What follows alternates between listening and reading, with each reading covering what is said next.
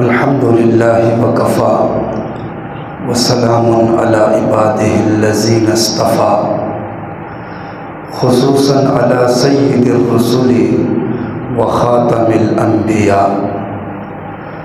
अम्मा बअद फ़अऊज़ु बिल्लाहि मिनश शैतानिर रजीम। बिस्मिल्लाहिर रहमानिर रहीम। वअज़्ज़िन फ़िन्नासि बिल हज्जि यअतूका रिजालन व अला कुल्लि ज़ामिरिन यअतीना मिन कुल्लि फ़ज्जिन अमीक़। क़ाला नबी सल्लल्लाहु अलैहि वसल्लम मन हज्जा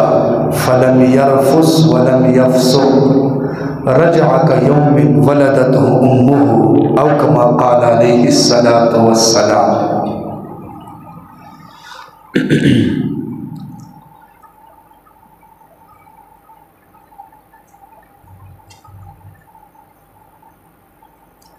ज़मा मोहतरम और मुकर्रम अज़ीज़ानो बुज़ुर्गानो, मां स्तासु मख के द कुरान यो आयत तिलावत कर और द नबी पाक सल्लल्लाहु अलैहि वसल्लम द अहादीस मुबारकुना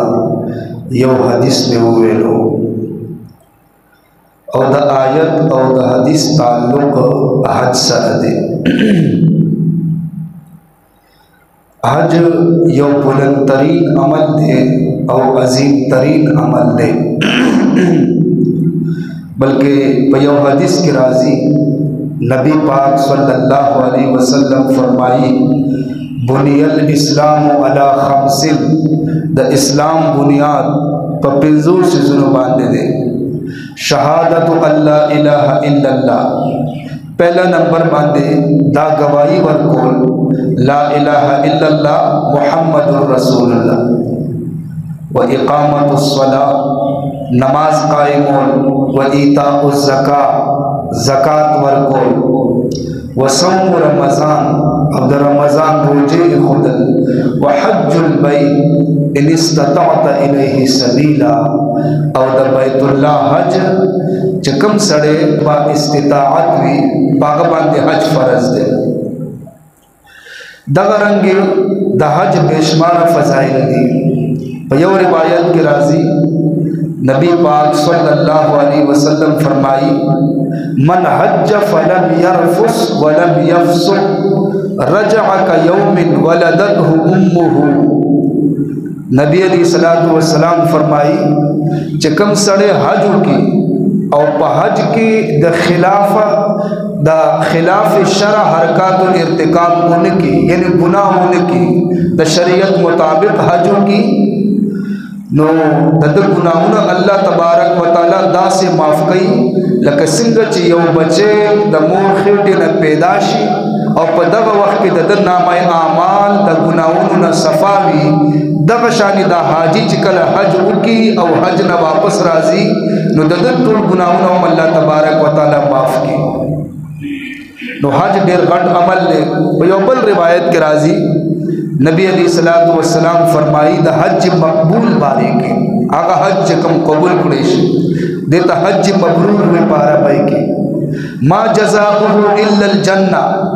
नबी अलैहिस्सलाम फरमाई ददी बदला सिर्फ और सिर्फ जन्नत दे, द मकबूल हज बदला सिर्फ और सिर्फ जन्नत दे। लेकिन द मकबूल हज द पारा दो खबरी ज़रूरी थी। यो खबर खुदा ज़रूरी द मकबूल हज द पारा चकम सड़े हज कई न हज के दे सगुना उनकी खिलाफ शर सकार उनकी और दो नंबर च दे कल हज न फारिगश और कोर तरागे नो दा हज न रुस्तु वाला ज़िंदगी दा गदा मख के वाला ज़िंदगी न बदलेगी। यानी कि हज न मख के दप मुझ के सुस्ती कोला नो हज न बाद अगर सुस्ती मसलन ख़त्म शुला कि हज न मख के दप तिलावत के से कमे हो द हज न बाद अगर कमे ख़त्म श कि द हज न मख के दरो हुए ग़ीबत बे कोलो गुनाह बे कोलो, लेकिन हज हुक और हज न बाद दे अगर गुनाहों नजान बच गई दा ददी खबरी दलील दे च अल्लाह ताला द हज कबूल कर दादा हज द कबल दो दलील ले نو د حج ماشاءالله ډیر عظمتونه دي او ډیر فضیلتونه دي او دا هم یو ډیر غټ اعزاز دی چې حاجی د بیت الله زیارت وکړي د بیت الله شریف زیارت کول دا یو غټ اعزاز دی بلکې بعض علماء لیکل دي چې بعض داسې اعمال دي چې انسان څومره ځله هم هغه عملو کې نو زړه ته ډکیږي نه ستړی کېږي نه یعنی هغه غواړي چې بار بار ما دا عمل وکړلی په دې کې سر فهرست د قرآن تلاوت دی یو سړی چې د قرآن تلاوت کوي نو څومره زیات چې کوي دومره به زیاته مزه ولا راځي خبره د ایمان ده چې ایمان یې څومره مضبوطي نو دومره به دته په تلاوت کې لذت حاصلېږي تاسو به دا په مدارسو کې ماشومانو ته ګورئ سحر چې کله موضوع کی تلاوت شروع کی کئی او بیا تلاوت جاری وی بیا 12 بجے بیا ماسپخین نه بعد پورا ورځ تلاوت او دا قاریان پورا ورځ هغه د سپاری اوري لیکن چرتا سو ودا سے شکایت نہیں اوري دے چې دی وی چې بس موږ زړه ډکش دا د قران یو معجزه ده دغه رنگ ډیر علما دي دغه باره کې کتابونو کې لیکل دي چې په یو یو ورځ کې به پورا قران ویلو او د باز بزرگانو ذکر دے چې د شپې په یو یو رکعت کې پورا قران ویلې دي امام ابو حنیفه رحمه الله په یو رکعت کې پورا قران حضرت عثمان رضی اللہ تعالی عنہ باری کے راضی چې په یو رکعت کې الف لام میم نه شروع کو د شپې او والناس باندې قران ختم کړل په یو رکعت کې بلکې د قران خدا سے لذت دے چې د کم خلکو ایمان مضبوط وي ابو چې کله تلاوت کوي نو بالکل پکې ډوب شي بیا یعنی یو لذت ورته حاصلېږي لکه څنګه چې په روایتو کې راځي چې د یو جنگ په موقع کې نبی علیہ الصلوۃ والسلام د دو صحابیانو ډیوټیو لگاولا او ورته یو فرمایل چې تاسو د دې غره په سر باندې کېنئ او نور صحابه به آرام وکړي کچری دشمن حمله کوي نو موږ ته وایي نو هغه دو صحابانو په आपस کې مشوره وکړه چې یو بد شپې موزو کو او بل بلک آرام کو چې کله هغه یو موز ختم کی نو دا بل په پاسه موز بو کی هغه موز والا به آرام کی د شپې یو سایډ نه دشمن راغی دشمن چوکت چې دا صحابي ولاړ دے موز کوي نو یو تیری په چلولو یو تیری وغرزولو هغه د صحابي په جسم باندې ولګي لیکن دے صحابی خپل قرات کے سفر اقران ویشتا قرات جاری دشمن پہ بل تیر راو غرزاولو لیکن دے صحابی پہ قرات کی اس پر اقران رہے چه کل درین تیر اولگی دا نو دمر وینا راغلا چه خپل زین ادا سے پہ بایدو باندے شوروش لوینا نو اغزر خپل ملگری راویخ کو نو ملگری ورطوی دا خدای بندہ چه کل دشمن مخا مخ راغے و تا تا پتا اولگی دلا نو تا بزوی اخکڑے ہو ما نو صحابی ورته چې ما د قران تلاوت شروع کړو او دمر لذت او دمر مزه راتله په هغه تلاوت کې چې ما وی چې کده په ما باندې د تیرونو بارانو کې او زه مړ شمه دا مرګ راته قبول له خدا تلاوت باندې بندوما لیکن بیا مې سوچو چې نبی علی سلام زما ډیوټي لګول دا لہذا ما ته ځکه ویښ کړ دې نو دې ته وی ایمان چې داسې ایمان وي نو په تلاوت کې بیا لذت حاصلېږي یو قرآن دی چې انسان څومره هم قرآن ته ګوري او تلاوت کوي نو مزه ورته راځي لذت ورته حاصلېږي دویم نمبر باندې علماو لیکل دي بیت الله شریف چې څوک بیت الله شریف ته څومره ځله ګوري دومره به سترګې خوږېږي چې څومره ګوري دومره به سترګې خوږېږي او دومره به زړه ته ټنډک ملاويږي یخواله به ورته ملاويږي بلکې بعض علماء لیکل دي چې په بیت الله شریف باندې یو سړی نظر واچي نو بعض دفعه الله تعالی د هغه زړه دنیا هم بدل کړي او په زړه کې انوارات او تجلیات داخل شي دغه رنګ زمونږه یو عالم دی مولانا پیر ذوالفقار صاحب ډېر غټ عالم دی ماشاءالله هغه وی چې زتلم امریکای ته نو چارا ته ویل چې دلته یو ښځه ده اول یهودیه وه او اوس اسلام قبول کړی دی او موز یې ډېر مشهور دی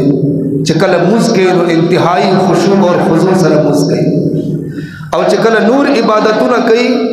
نو هغه کې هم انتهائی خشوع اور خضوع یعنی دی هغه تقوا مشهور وا نو هغه زنانا مولانا پیر ذوالفقار سے تا پیغام لګلو چې زما یو څو مسائل دي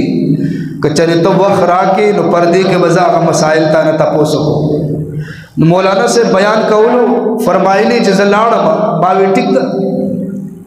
نو هغه خپل مسائل تاسو کړو مسائل نه بعد ما ورته وی چې تا يهودي مذهب پری خود او اسلام تراغلی او په اسلام کوم دمره مضبوطه سره په اسلام باندې عمل کول نو ماته تاسو کو چې ستاده زندگی څنګه بدل شله نو هغه زنانه وی چې موږ په دې امریکا کې یو کمپنۍ کې نوکری کولا ویزا او زما خاوند داړو نوکری کولا نو کمپنۍ والو یو دفتر جوړ کې په جده کې نو موږ ته یو چې تاسو جدي ته ځای نو موږ ورته ټیک دال ته بلاړ دوړ يهوديان خزا خاوند دوړ وی چې جدي ته کله موږ لاړو نو موږ به کتل چې داسې دا خلق براتله او سپینې کپڑے به اغوستې وي دا حاجیان چې دي احرام په حالاتو کې نو ما خپل خاوند نه تاسو کو چې دا څوک دي هغه دا مسلمانان دي او دلته بیت الله ترازی حج ترازی ما ورته ورځ وی چې موږ هم بلاړ شو به ګورو چې دا بیت الله څنګه ځای دی اسی به وګورو چې دوسی عبادت کې یو صدقه ده وې زما خاوند وی چې نه الته کافر لپاره اجازت نشته او موږ د دوی د مذهب مطابق کافری یو ما ورته موږ کوشش وکړو کنه نو موږ دوړه لاړو نو کم زنه چې خلق د بیت الله ته داخلي دل الته ټریفک والا پولیسو شناختی کارت به چک کولو لیکن هغه وخت کې ابو چرته مصروف نو موږ ته اشاره وکړه چې ټیک ده نو موږ سیده لاړو چې څنګه موږ د بیت الله ته وکتل نو زوم په جړاش لما او خاون مې هم په جړاش او ډیر وخت پورې موږ و جړل دا غي نه بعد چې کله نارمل حالات شله نو ما خاون نه تاسو کو چې تاسو انوارات مخصوص کړ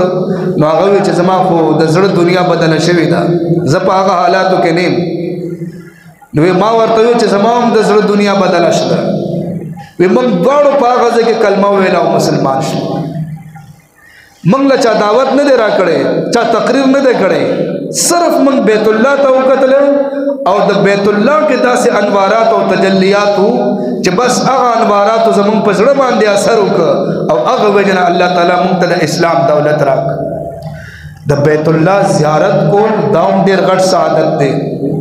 د دې تعلق پیسو سره نه دی چې یو سړی څخه پیسې زیاتې جو هغه به چرته زیارت وکړي د دې تعلق د رښتون کې جذبه سره دی یو بل خبره چې کوم اهم ده حج باره کې ډیر خلق داسې دي چې قرضې مرزې واخلي او لاس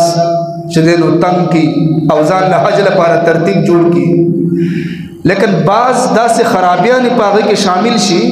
چې هغه غریبانان دمره مشکلات برداشت کی لیکن هغه حج نه قبليږي دا غي دو خبرې چې دو خبرو خیال ساتل حج لپاره انتهایی ضروری دي پہلا نمبر اخلاص حج خالص ته الله رضا ده پاره چې دکلاوا او ریاکاری پکې نیوي ریاکاری او دکلاوا دا سے زهر دي چې دا چې په کم عمل کې شامل شي نو هغه عمل ختم حج خو دمر غټ عمل نه دی شهادت د دې غټ عمل دی چې یو سړی د ځان قرباني ورکړي حج کې خو د مال قرباني ده که یو سړی شهید شه او ځان قرباني ورکړه ځان شهید کړل اسلام د پاره لیکن که ریاکاری پکې شامل وي دکلاوه پکې شامل وي د حدیث مطابق د قرباني نه قبليږي دی الله په مشهور روایت ده تاسو باوري دي د قیامت پر ورځ به یو عالم نه سوال وشي چې الله تعالی ما علم را کړی او تا باندې ما نعمتونو بارش کړی او تاسو کړی دي هغه وی الله ما قرآن پڑھاولو د قرآن درس میں ورکولو سار ما خام میں دغه مشغله وا الله به فرمایي لیکن دا زما رضا د پاره نه وا دا د ریاکاری د پاره وا ستا مطلب چې خلق ما ته عالم وي ما ته خلق قاری وي خلق ته عالم او قاری وي ستا بدلتا ته ملاوشلا نن بتا ته بدله نه ملاوي یو تاجر برازي बेश बहा दौलत द अल्लाह पलारे के खर्च करे दे। अल्लाह बद तपोस कई अगर वही अल्लाह मा टोल दौलत स्ता पलारे के खर्च कर, अल्लाह ब फरमाई लेकिन स्ता मतलब दाव च खलक माता सखी हुई खलकुता सखी हुई खबर खत्म। यो शहीद पर राजी अगर नबा अल्लाह ताला तपोस के नो शहीद बोई अल्लाह मास्ता पलारे के दुम्र कुर्बानियाँ निवर कर ले आखिर में खपल जान हम कुर्बान कर। अल्लाह ब फरमावी च ना स्ता मकसद रियाकारी वा तावी च खलक माता बहादुर हुई खलकुता बहादुर हुई खबर खत्म मसला नो दा रियाकारी दा से जहर दी च दा पर कम अमल के शामिल शी अगर च अमल आलीशान भी लेकिन अमल खत्म शी। ज़का हज लपारा पहले नंबर बांधे अल्लाह ताला रजा मकसूद भी जमा रब मा नाराजी शी दा इरादा कोल जरूरी दी। दुएम नंबर बांधे रिज़्क़ हलाल हलाल खर्चा हलाल रकम कि यो सड़े हराम रकम जमा की औलाद से हजू की क्या गशल हजू नौ की इस सवाब बोर्ता ने मिलावेगी और 10,000 ननवे बल्कि अहादीस पदी मन मौजूद थी। भैया हदीस के राजी नबी अलैहिस्सलातु वस्सलाम फरमाइल दी इन्नल्लाह तय्यिब अल्लाह ताला खपला पाक दे वला यक़बलु इल्ला तय्यिबन और अल्लाह ताला सिर्फ पाक कबले। यो सहाबी सवाल हो कि या रसूल अल्लाह उरीदु अन अकून मुस्तजाबुद दावात या रसूल अल्लाह से गौड़मा चीज़ मुस्तजाबुद दावात जोड़ शमा चज़मा हर दुआ कबलीगी ज़दा से गौड़मा नबी अलैहिस्सलातु वस्सलाम और फरमाइल अतिब मत आमद खपल खुराक हलाल का पाक का चकलस्त हलाल कमाई इस्तेमाल नो अल्लाह ताला बस्ता हर दुआ कबले नो द हज लपारा दे दो खबर ख्याल सातल ज़रूरी थी। पहला नंबर दिकलावली दुएम नंबर माली हलाल दा ज़रूरी दे बलदा खबर दा च हज लपारा रिख्तुन के तलब पकार दे रिख्तुन की जज्बा सिद्क़ तलब माल दौलत मदी के साथ असर निश्ता बाज़ खलक वही कहना च गफला हज उकनो पैसा वर सका और फलां चदेन वही न पैसा वर सका न बदले पैसे सर ताल्लुक निश्ता च इंसान की सिद्क़ तलब हुई और शौक़ और जज्बा हुई अल्लाह ताला दे अगदा पर अल्लाह री कोलावी की और अगदा पर अल्लाह ताला आसानी पैदा की और कोई इंसान पे पैसों की डूब पुरूती लेकिन सिद्क़ तलबी निवी रिख्तुन की जज्बाई निवी न पैसों न बावजूद हम अल्लाह ताला अगदा पर अल्लाह रे न कोलावी अगदा तौफीक न मिलावेगी कच्चरता ददी ताल्लुक माल सरवे च सुमरा मालदार खलक दीदू बार बार हज कौलो हर काल बहज नतल लेकिन मंग गुरु डेर खलक दासी दी च अल्लाह वाला बेशबहा पैसा वर कड़ी दा लेकिन हज वर्ता नसीब निशी और ददीन मख के मरगराशी और दुनिया न लाश